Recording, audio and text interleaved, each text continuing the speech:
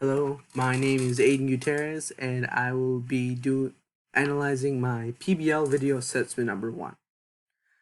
The problem that I chose for this assessment was day 55, problem number 2. Initially, my given was 2 observers who are 5 kilometers apart simultaneously sight a small airplane flying between them. One observer measures a 51.0 degree inclination angle, while the other observer measures a 40.5 degree inclination angle, as shown in the diagram. My goal was, at what altitude is the plane flying? Initially, I first drew the diagram, which was a triangle APB.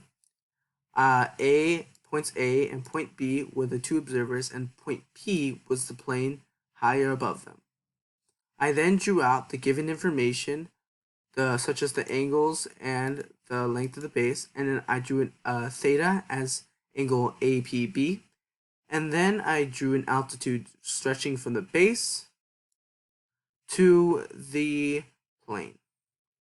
Initially, I found theta, and it was relatively simple to find this. I just subtracted the overall measure of the triangle, which was 180 degrees minus 51 degrees minus 45 degrees. I then got out to about an answer that was about 88.5 degrees was theta. I then plugged that theta into my formula, which was 5 kilometers over sine 88.5 equals x over sine 51. This came out to equal x equals 5x sine 51, which then came out to be about x came out to be about 3.885 kilometers. X in the problem represents the altitude, and 3.885 equals the side right here and right here. The side from observer B to the plane.